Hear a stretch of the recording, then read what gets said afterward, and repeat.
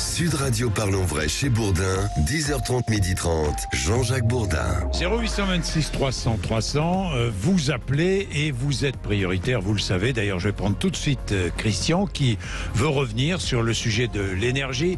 Christian qui est en Dordogne. Bonjour Christian. Bonjour. Bonjour, merci d'être avec nous Christian. Oui, c'était pas sur le sujet de l'énergie que je voulais vous parler surtout. Ah bon. C'était surtout sur le discours de M. Abad tout à l'heure. Voilà, oui. Sur les retraites. Voilà.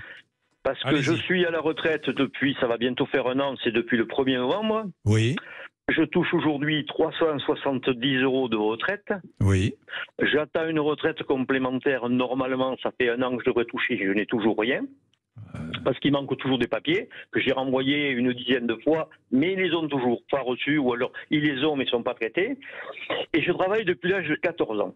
Donc, M. Abad, quand il nous parle de réforme des retraites, j'ai l'impression qu'il a à moi être un peu grossier, mais qu'il se fout de notre gueule, quoi. Parce qu'il y a des personnes qui n'ont jamais travaillé de leur vie, malheureusement j'en connais, et qui ont des retraites, ils ont 900 € de retraite, on dit que c'est normalement le compte solidarité. Ah bon, non, c'est pas une retraite. On ne peut pas avoir une retraite si on n'a pas travaillé, Christian. Ben, on leur donne quand même un solde, ils ont à peu près 800 à 900 €. Ils ont une allocation, peut-être, je ne sais pas, mais... De solidarité, voilà. De solidarité, oui, ça n'a rien à voir avec la retraite. Oui. Et moi qui ai travaillé toute ma vie, depuis l'âge de 14 ans, on me donne 370 € de retraite. Je suis étonné quand même, parce que je ne comprends pas comment marche votre caisse complémentaire de retraite, parce que ce n'est pas logique que vous ne touchiez pas votre complémentaire. Je dois la toucher, mais je vous dis, ça fait un an et encore rien aujourd'hui. C'est incroyable. Je les ai eus encore la semaine dernière. C'est incroyable. Oui, monsieur, on va faire votre dossier, tout est complet, mais ça n'a pas été mis à jour. Vous ne pouvez pas encore toucher. Peut-être au 1er novembre. Bon, alors si la réforme passe, théoriquement, parce que moi j'attends de voir, mais ce serait 1100 €, je ne parle pas de la complémentaire, mais vous toucheriez 1100 € minimum. Et non pas 300. Je n'y crois pas du tout. Et non pas 368. Non, mais je n'y crois pas du tout. Écoutez, on verra. La retraite qui prévoit, à mon avis, c'est de la poudre aux yeux encore qui nous prépare. Bon, écoutez, ça, on verra bien. Ce qui est voté, ce qui n'est pas voté, ce qui est effectif ou pas. Moi, pour l'instant, je ne me prononce pas puisque c'est pas effectif, effectivement. Oui, tout à fait. Christian, et quant à la retraite complémentaire, là, franchement, je comprends pas. Je connais pas votre dossier, mais je comprends pas. Mais le dossier, il est complet. Il est complet depuis des mois. Je vous crois. C'est complet. Voilà, on me l'a encore dit il y a 3 jours. C'est complet depuis des mois, mais je n'ai toujours rien touché. Écoutez, c'est complètement anormal. Merci Christian dans tous les cas. Merci vraiment d'être avec nous le matin.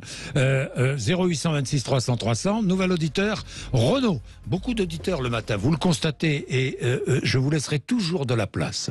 C'est ma volonté. Renaud est dans l'Aude. Bonjour Renaud. Bonjour Jean-Luc. Renaud, vous voyez de plus en plus d'attentes aux pompes à essence ? Ça devient même dangereux parce que ça se propage maintenant sur les avenues et un jour ou l'autre, il va y avoir un accident. Mais surtout sur les stations Total, non ? Exact. Oui, là c'est la ruée, la station, ils font plein le matin, vous arrivez à 15h, ça y est, tout est vide. Mais oui, parce que Total offre des prix moindres que les autres, avec des ristournes. C'est pour ça. Oui, ils peuvent le faire avec les bénéfices qu'ils font. Oui. Je ne sais même pas si c'est du coup une offre ou si c'est encore une optimisation fiscale. Ça, on peut se poser la question. Ah non, là, ça peut pas être une optimisation fiscale, Renaud. Non, c'est simplement une ristourne, à mon avis, qui a été décidée sous la pression des pouvoirs publics, à mon avis. Mais bon, elle est réelle et ça entraîne quoi ? Ça entraîne des files d'attente, ça entraîne parce qu'évidemment, tout le monde se rue dans les stations Total, évidemment. Exactement. Bon, après, je soutiens les salariés de Total. Je pense qu'au regard des 14 milliards de bénéfices que fait Total, ils peuvent en redonner une partie. Mais c'est vrai qu'il y a une grève chez Total, plus ou moins bien suivie d'ailleurs, mais c'est vrai que... Mais attention, chez Total, Renaud, les salariés sont pas maltraités, je ne défends pas Total, mais je sais que chez Total, il y a beaucoup d'avantages, beaucoup. Mais tant mieux pour eux. Tant mieux pour eux. Non, mais moi, je suis d'accord avec vous. Tant mieux pour eux. Oui, tant mieux pour eux. Bien, merci Renaud. Tiens, Frédéric Plan est avec nous, directeur général de la Fédération française des combustibles, carburants et chauffage. Bonjour, Frédéric Plan. Bonjour. Bonjour, merci d'être avec nous. On va faire une petite pub, très vite. Je vous prends Frédéric Plan et puis je garde Renaud aussi avec nous. À tout de suite. Sud Radio Parlons Vrai chez Bourdin, 10h30, 12h30, Jean-Jacques Bourdin. Bien, parlons des stations-service qui n'ont plus d'essence, qui sont à sec, où quasiment 12% des stations-service en France connaissent des difficultés d'approvisionnement, Félix Mathieu. Oui, ça monte même à 30% des stations dans les Hauts-de-France. Une dizaine de cars scolaires n'ont tout simplement pas pu circuler, selon le président de région, Xavier Bertrand. L'État a donc puisé dans ses réserves stratégiques pour en réapprovisionner certaines.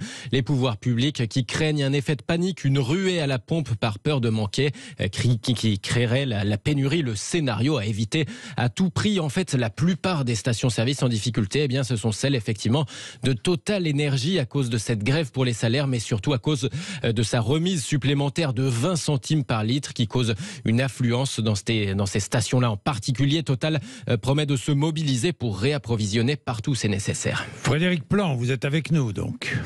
Bonjour. Bonjour, directeur général de la Fédération française des combustibles, carburant et chauffage. Ce sont les stations Total qui sont donc concernées. La remise supplémentaire de 20 centimes par litre a poussé évidemment toutes celles et ceux qui avaient besoin de faire le point à aller chez Total.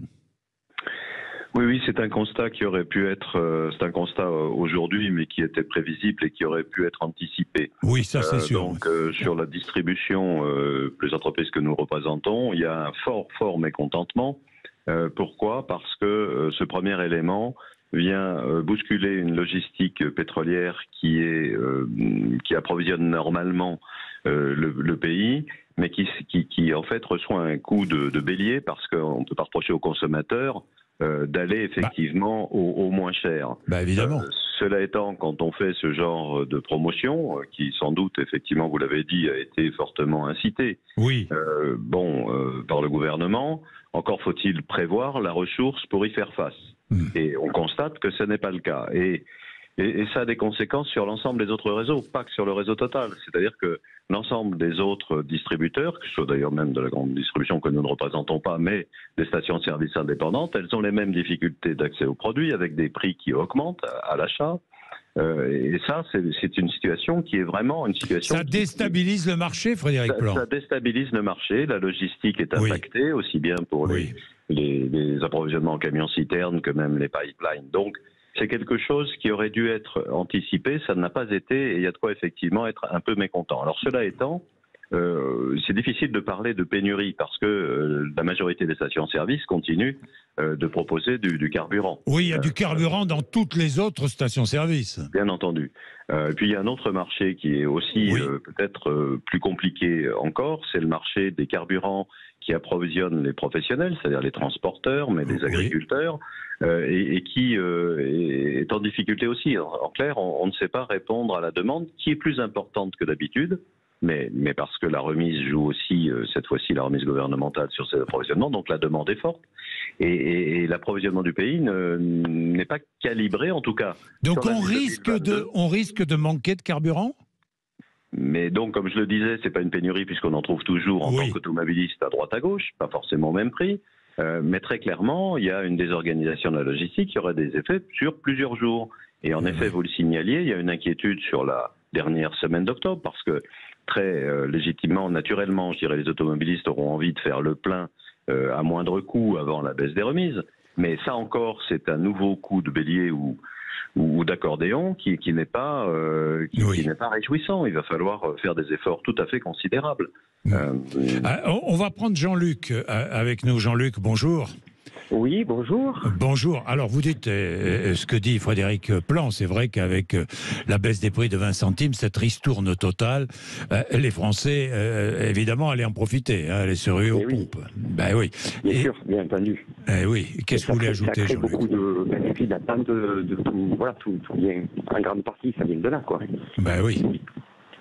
Vous dites, vous dites le prix de l'essence va réaugmenter, mais pourquoi dites-vous ça ? Parce que l'OPEP s'est réuni, ils ont décidé de limiter la production de barils, et bien sûr pour faire monter les prix de l'essence. Ben évidemment, alors on va demander, ça va augmenter, Frédéric Plan ?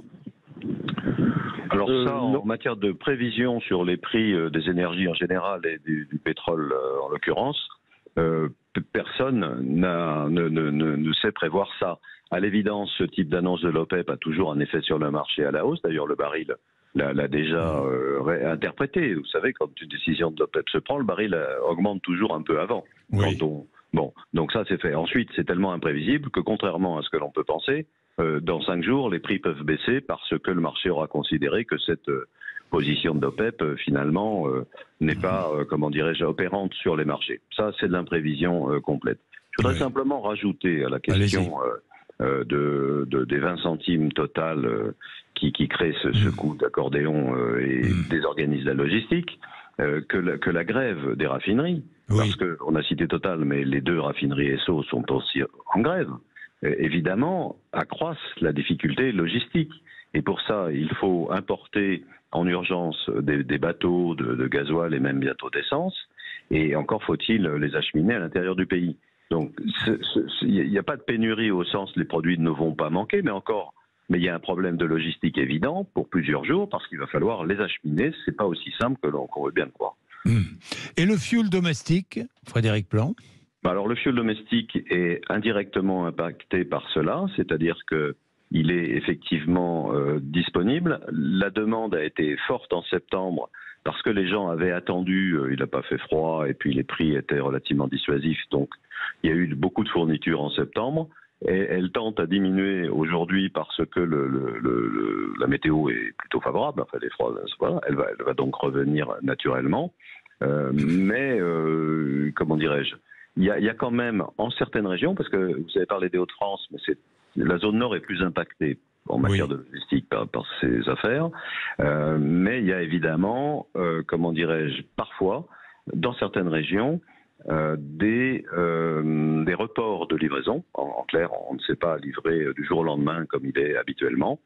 Donc, il faut que les consommateurs comprennent que ça peut se faire au bout d'une semaine, 10 jours, par les mêmes effets de désorganisation logistique. Voilà. Renaud, vous voulez ajouter quelque chose?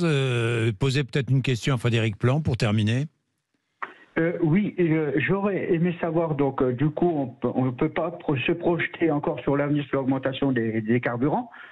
Mais si cela devait être le cas, est-ce qu'on pourrait avoir une idée du montant ou de l'augmentation qu'il pourrait y avoir? Frédéric Plan. Il y a déjà... Non, je ne peux pas répondre à une telle question. Franchement, les professionnels eux-mêmes n'en savent rien, ont des difficultés à se projeter dans l'avenir. Je vais vous donner un exemple. Sur le marché d'achat du gasoil, sur le marché de gros qui permet d'approvisionner notamment les professionnels, aujourd'hui, le gazole coûte plus cher que ce qu'on voit en station-service. D'accord. Voilà à quel point la désorganisation a des effets tout à fait délétères, pernicieux. Et je me répète, mais il y a un vrai mécontentement des réseaux de distribution, en fait. Ils sont entre le consommateur et finalement les fournisseurs. Bien, merci à vous tous. Merci Renaud, merci Frédéric Plan, merci à toutes celles et ceux qui tous les matins participent, nous accompagnent. 0826 300 300 sur Sud Radio, c'est un vrai plaisir. Parlons vrai chez Bourdin, tous les matins, 10h30, midi et demi. Je me régale, vous aussi, je l'espère. Demain, nous serons ensemble, évidemment, entre 10h30 et midi et demi. Et je laisse la place à André Bercor.